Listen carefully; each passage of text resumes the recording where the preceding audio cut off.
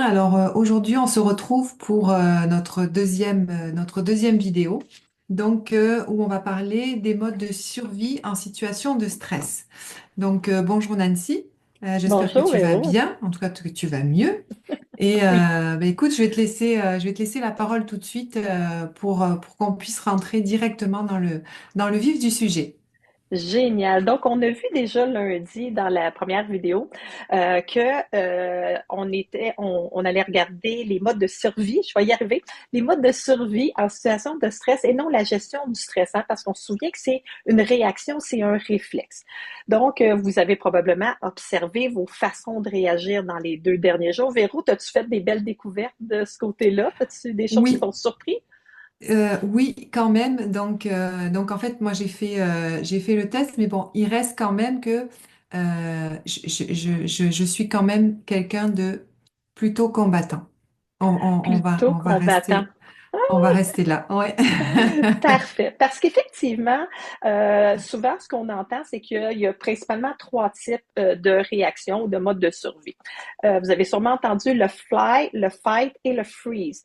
Hein? Donc, la personne qui va combattre davantage, une personne qui va fuir ou une personne qui va figer.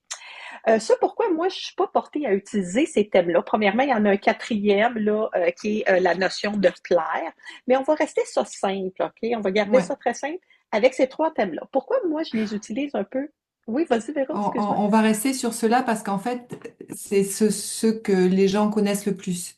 Oui, Pour pouvoir s'identifier, ça va être plus simple de rester là-dedans. tout à fait. Puis moi, je vais vous proposer 3 thèmes un peu différents. Premièrement, en français. Et deuxièmement, qui ont moins un côté péjoratif. Donc, le premier qu'on va voir, c'est le mode combattant. OK? Donc, le mode combattant, c'est quoi? Je vais déjà vous proposer une image. Vous allez voir tout de suite. Donc, je partage rapidement. Est-ce que c'est le bon Véro cette fois-ci? C'est le bon. Bon, parfait, super. Donc, on voit que l'image du combattant, c'est quoi? L'image du combattant, c'est quelqu'un qui est vraiment en action, hein? Puis c'est une image qui est dans notre société assez vue de façon constructive.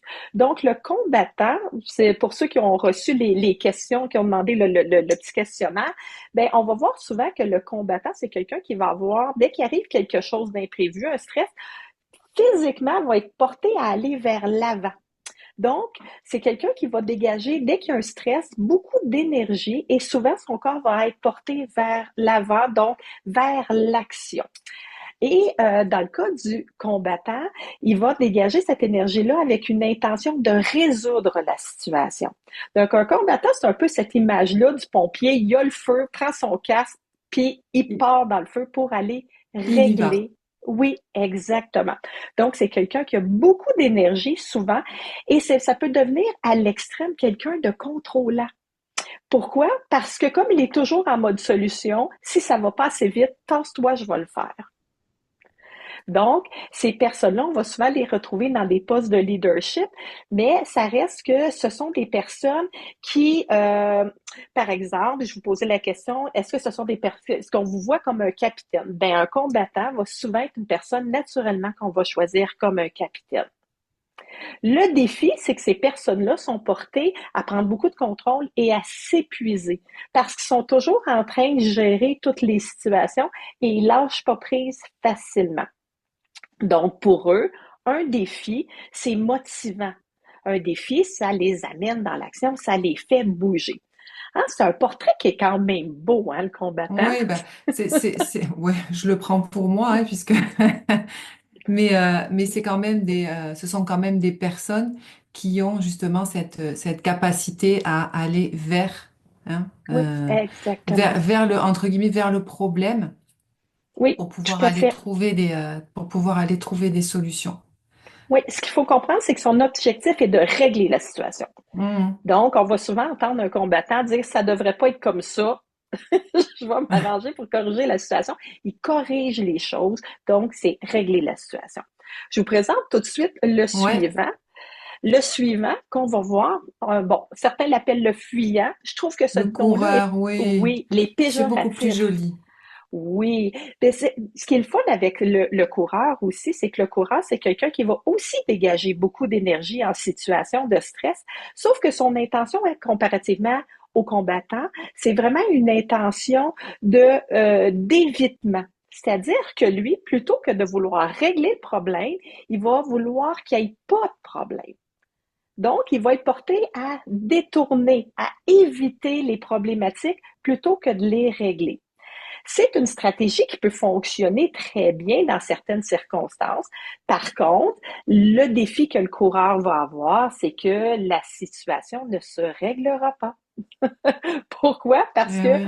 on ne l'adresse pas et on va être plus dans l'évitement. Est-ce que c'est une bonne façon de réagir? Dans certaines circonstances, c'est une façon Ouais. extraordinaire de réagir. Par contre, dans d'autres situations, comme le combattant, c'est pas toujours la bonne façon de réagir en fonction du contexte. Le troisième qu'on va voir, ça va, Véro, jusque-là? Super, super. Super. Donc là, des deux que tu nous as décrits, là, il n'y a pas de bon ou de mauvais. Mais par contre, il y a du bon et de l'agréable et du désagréable dans chaque type, qui Oui, fait qu'il y en a qui vont aller plus vers l'avant, d'autres qui vont plus aller vers l'arrière parce que justement, ils vont fuir. Et tout à puis, dans fait. certaines circonstances, ben, c'est bien aussi de se retirer plutôt que d'aller, vers l'avant. Tout à fait. En fait, le défi qu'on a avec justement le coureur et le combattant, puis tu l'as nommé, c'est que, bon, le combattant va aller vers l'avant, le coureur, son corps est porté à, oups, il va vouloir Hmm. souvent avoir des portes de sortie, hein, le coureur. Pourquoi? Je reviens dessus quelques secondes, mais il va vouloir avoir des portes de sortie parce qu'il veut éviter les problèmes.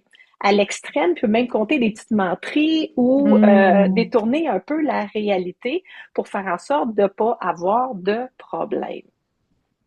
Donc, pour et contre. Mais tu as raison, chacun des modes de survie est un bon mode de survie. La question, c'est à savoir s'il est approprié dans le contexte. Ça, c'est la Hmm. première chose qu'il va falloir se poser.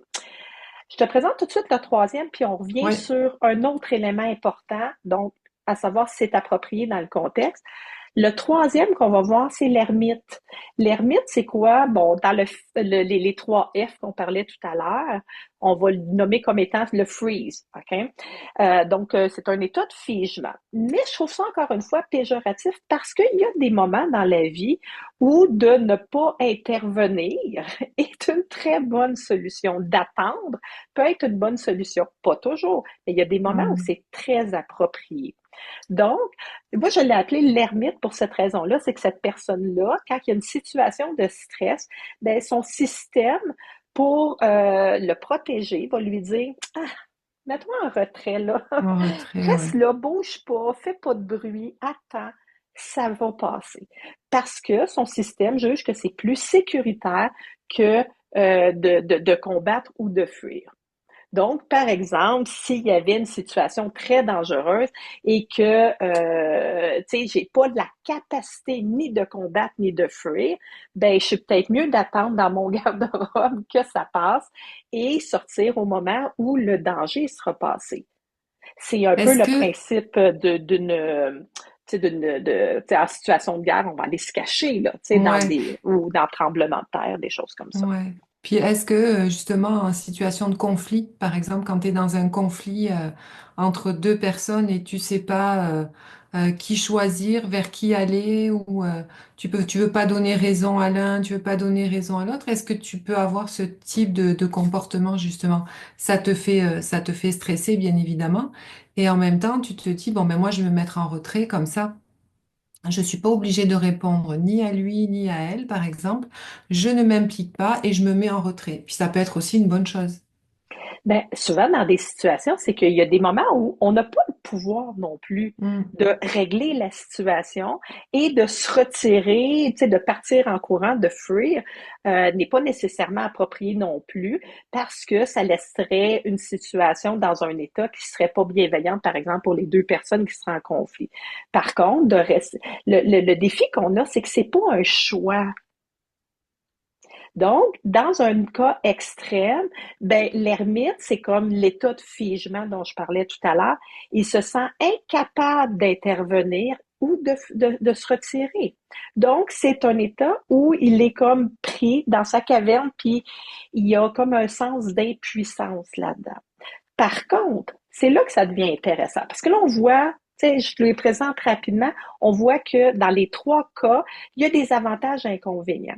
Donc, la première question à se poser qu'on va voir, c'est lequel des modes est le mode idéal dans le contexte. Et le deuxième élément qu'on va vouloir travailler, c'est le degré qu'on va mettre d'énergie dans cette réaction-là. Ce que ça veut dire, c'est que un combattant, au lieu de monter aux barricades puis d'aller tout casser pour régler la situation, il pourrait respirer un petit peu plus puis adresser la situation, Mm. nommer la problématique, se mettre en mode solution. Donc, il y a plusieurs degrés. Et c'est ces deux éléments, donc choisir le bon mode et aussi le degré qu'on va investir. La même chose, le coureur, entre fuir la situation et dire, ben, tu vois, dans cette situation-là, je ne peux corriger les choses et je décide que ça me convient pas et je choisis de me retirer. Donc là, on n'est plus en réaction, mais en choix. Et la même Ouais, chose pour l'ermite, choisir d'attendre versus être pris par la peur. C'est très différent. ouais. Sauf que pour faire ça, tu me corrigeras si je me trompe, mais pour faire ça, c'est bien aussi d'être accompagné de façon à pouvoir s'écouter, se regarder et apprivoiser ce mode-là pour se dire, bon ben voilà, je suis comme ça, bon ben peut-être qu'à ce moment-là, ça serait mieux que je me mette quand même un petit peu en retrait, je reste quand même un combattant, mais je suis capable de me mettre en retrait. Pourquoi je suis capable de me mettre en retrait? Parce que justement, je me suis posé les bonnes questions en étant Tout à fait. accompagnée pour faire en sorte que cette fois-ci, je n'aille pas éteindre un feu alors que c'est probablement pas nécessaire ou que peut-être c'est moi qui l'ai allumé. Donc, Oui. ça arrive Ben, aussi, hein. c'est ça, parce que la prochaine étape, c'est pour ça que je vous ai fait faire des observations, parce que on a vu avec les questions là que, tu sais, déjà vous voyez les profils si vous revisez les questions, vous allez immédiatement les détecter les profils à l'intérieur de ça. Ce que ça veut dire, c'est que on a un premier réflexe, et plus on est en observation et en accueil, sans Hmm. jugement, de dire, oh boy, tu sais, moi j'ai le réflexe d'aller, par exemple, vers l'avant, c'est, et ça me convient-tu, attends. Ouf, juste de Ouais. désamorcer la réaction en étant conscient, puis ça se travaille effectivement en coaching beaucoup, pour désamorcer, avoir un petit peu plus d'espace pour choisir, et là, dire, OK, dans quelle mesure, quelle énergie je veux mettre là-dedans, quel Ouais. degré, est-ce que c'est proportionnel à l'événement? Et là, à ce moment-là, on a plus de choix. Et ce qui est important, ce qui va nous aider à faire ça, c'est à travailler sur notre sentiment de sécurité que je peux gérer pour Hmm. avoir plus d'espace pour être capable de choisir au lieu de subir ma réaction. Et ça nous donne un pouvoir incroyable, puis ça nous permet de se promener davantage dans les différents modes en fonction du contexte et du réel danger. Oui, parce on le rappelle aussi, hein, les situations euh, à laquelle on est confronté, qu'on vit tous les jours, c'est souvent euh, il me manque le mot. C'est C'est pas la grave. projection. Oui, Ouais, c'est ça. Contextuel, voilà, c'est ça. En voilà. fait, c'est contextuel parce qu'on peut stresser pour une certaine situation. Par exemple, quelqu'un qui a du mal à parler devant du monde, il Mhm. peut ne pas être capable de parler à son équipe. Et par contre, quand il est à un anniversaire, il est capable de faire parce qu'il est en sécurité. Donc, comme il est en Voilà. sécurité, il va être capable de parler. Ben, c'est Tout à super fait. intéressant, Nancy. Donc, ce petit exercice que tu nous as montré, c'est un test Oui, qu'on va je vous vais mettre couper en commentaire. excuse-moi, je vais couper oui, le partage. On va vous le mettre en commentaire, puis vous allez pouvoir cliquer dessus, vous choisissez ce qui vous correspond le plus. Hein, Oui, ça peut ne pas être exactement ça, mais si vous regarderez dans les trois types ce qui vous correspond le plus. Et une fois que vous aurez rempli le petit questionnaire, vous allez avoir la vidéo de Nancy justement qui va vous expliquer ça en spécifiant vraiment le type qui vous correspond parce que vous aurez choisi un, 2, 3. C'est ça? Exactement. Donc, ça va vous permettre d'aller, je vais vous en donner un petit peu plus en profondeur selon votre type. Mais si vous voulez vous promener d'un type à l'autre, ça va vous permettre aussi peut-être de reconnaître vos Ouais. enfants, votre conjoint et de comprendre un petit peu plus que c'est pas un choix, mais c'est une réaction puis que la personne, elle a besoin de revenir en sécurité pour avoir Hmm. plus de possibilités.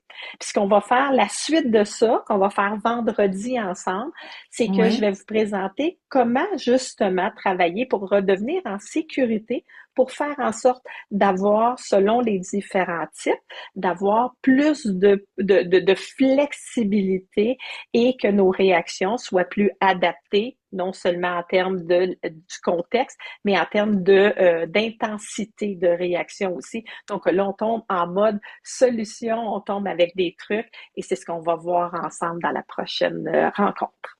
Donc, si vous n'avez pas eu le temps d'écouter les vidéos, je vous conseille de les écouter un petit peu avant pour que justement vendredi, vous puissiez prendre ces trucs, ces astuces, ces solutions qu'on va vous donner en fonction déjà des modes et ce que vous allez pouvoir utiliser immédiatement. Parce que notre objectif, c'est vraiment de vous faire un petit peu d'explication Mhm. et aussi de vous donner des solutions parce que le fait d'échanger, en plus de le faire en vidéo comme ça et puis de vous les expliquer, c'est plus simple. Vous pouvez l'écouter dans la voiture, vous pouvez l'écouter en marchant, vous pouvez. Puis c'est pas très très long. Enfin, en tout cas, on espère ne pas avoir été trop long non plus, mais En bas de c'est 20 quand même minutes. un sujet qui est passionnant. Donc, Je, on vous remercie. Et Et puis, Véro, si tu me oui. permets, si vous voulez nous écrire en bas de la vidéo, quel est votre type? Est-ce que vous êtes un combattant, un coureur ou un ermite? Et tous les types sont bons. La question, c'est est-ce qu'ils sont appropriés au contexte? Donc, on vous souhaite une belle journée et on se retrouve vendredi pour la dernière vidéo de trucs et astuces pour la gestion du stress. Merci Véro, merci tout le monde.